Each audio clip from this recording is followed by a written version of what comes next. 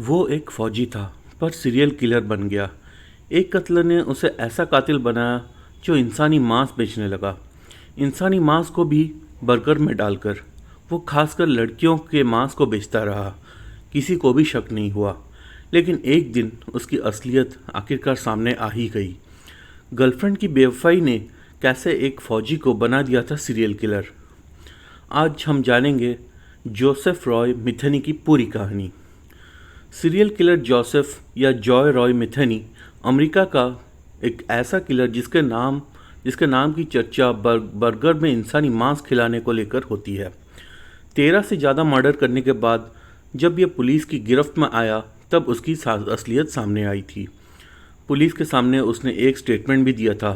उस स्टेटमेंट में कहा था, अगर किसी किसी सड़क से गुजर रहे हो और रास्ते में कहीं कोई बारबेक्यू मिले तो आप न जानते हो कि वो कौन है, क्या बेचता है और कैसे बेचता है, तो सोच समझकर ही खाएं, क्योंकि क्या पता कि आप उस बर्गर में इंसानी मीट भी खा सकते हैं।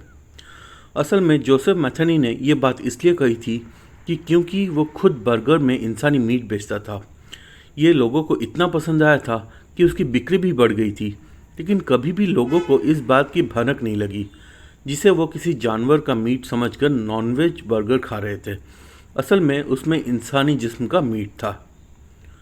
बर्गर में इंसानी मीट डालकर बेचने वाला सीरियल किलर जोसेफ रॉय मिथेनी की ज़िंदगी की शुरुआत होती है अमेरिका के बाल्टीमोर शहर से। इसका जन्म 2 मार्च 1955 में हुआ था। बचपन से ही पढ़ाई में इंटेलिजेंट था, पर पिता हमेशा नशे में ही रहते थे। कहते हैं कि उसके पिता की मौत तभी हो गई थी जब मिथेनी की उम्र सिर्फ 6 साल के आसपास थी। इसके बाद उसकी माँ से भी नहीं बनती थी, लेकिन उसने पढ़ाई जारी रखी। बचपन से शरीर और कद काठी से काफ़ी लंबा चौड़ा था।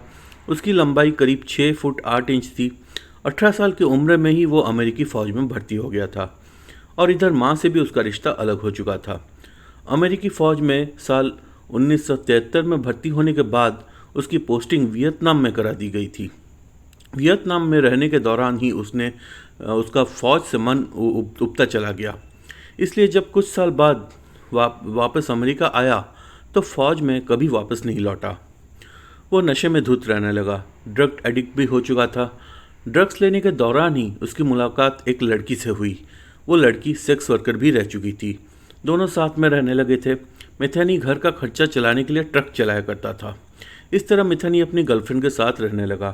कोई पूछता कि उसके परिवार में कौन कौन है, तब बताता कि माँ और पिता दोनों की मौत हो चुकी है।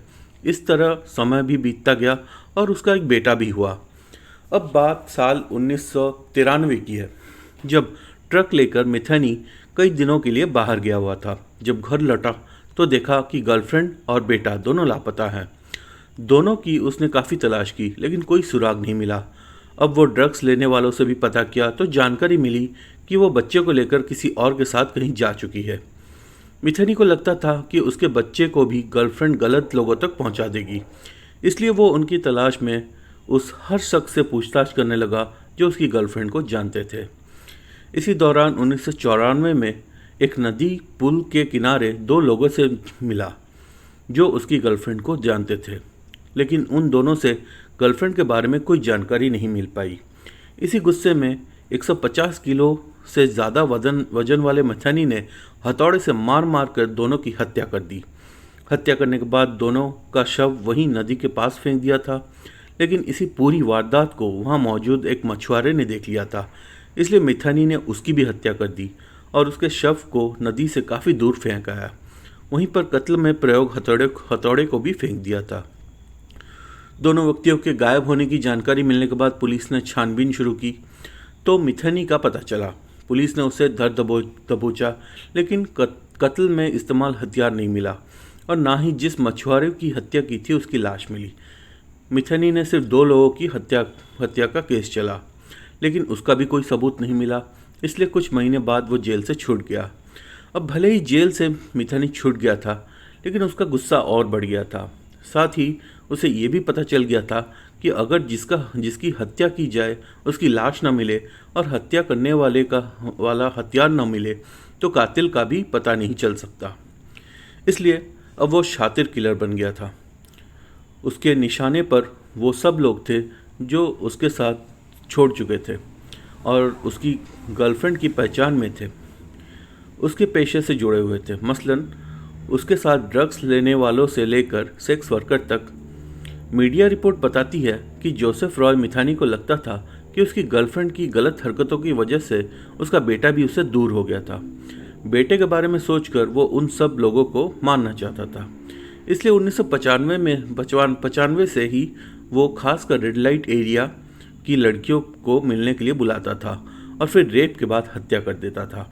वो बेरहमी से कत्ल करता था, यहाँ तक कि एक सेक्स वर्कर की हत्या के बाद उसके ऊपरी हिस्से की उसके ऊपरी हिस्से को अपने एक घर में रख दिया था और एक बार गुस्से में उसने उसके कंकाल के साथ भी रेप किया था।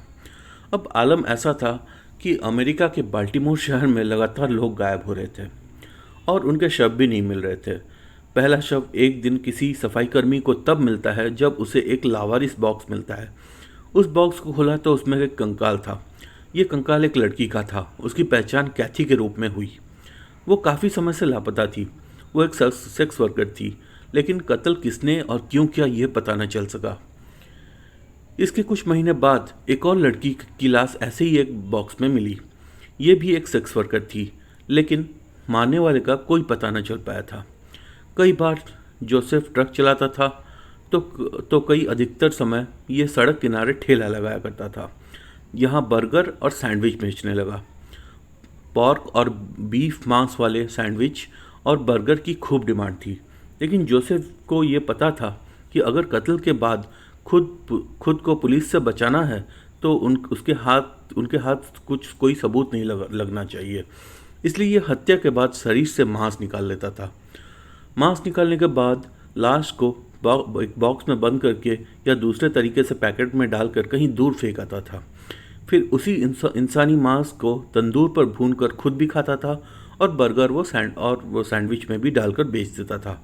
ये सिलसिला वो काफ़ी समय तक चलाता रहा। खासतौर पर यह सेक्स वर्कर को निशाने पर लेता था और उन्हें घर बुलाकर मार डालता था। असल में अपनी गर्लफ्रेंड को लेकर गुस्से की वजह से यह मर्डर करने के बाद उसे अपनी ताकत का एहसास होता था। बात 1996 की है। उस दिन जोसेफ ट्रक लेकर अपने शिकार की तलाश में निकला था। उसकी मुलाकात एक सेक्स वर्कर रीटा कैंपर से हुई थी। उसे अपने ट्रक में लिफ्ट देता है, फिर रास्ते में उसे ड्रग्स भी देता है। इसके बाद उसे एक फैक्ट्री में लेकर आता है जहां वो रहा करता था। यहाँ रीटा को कुछ अजीब सा लगता है। वो विरोध करते हुए वहाँ से जाने लगती है। तभी जोसेफ उसे जबरन रोक लेता है और रेप का प्रयास करता है। इसके बाद मारपीट करने लगता है, फिर गला दबाने का प्रयास करता है, लेकिन किसी तरह वो बचकर रीटा का हाथ ट्रक में रखा एक हथौड़ा मिल जाता है। उसी हथौड़े से जोसेफ पर हमला करके वो भाग निकलती है। वहाँ से वो भागते हुए वो सीधे पुलिस स्टेशन पहुँचती है, उसकी शिकायत करती है। पुलिस तुरंत घटनास्थल पर आती है।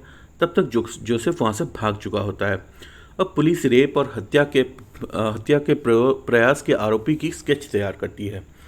उसकी तलाश शुरू करती है, लेकिन कोई सुराग नहीं मिलता। घटना के करीब कुछ दिन बाद भी उसकी पहचान नहीं हो पाती। लेकिन जब कुछ दिन गुजर जाने के बाद एक दिन उसकी पहचान हो जाती है। इसके बाद 15 अगस्त 1996 को एक फ़ोन के ज़रिए पुलिस को एक संदिग्ध जोसेफ की जानकारी मिलती है।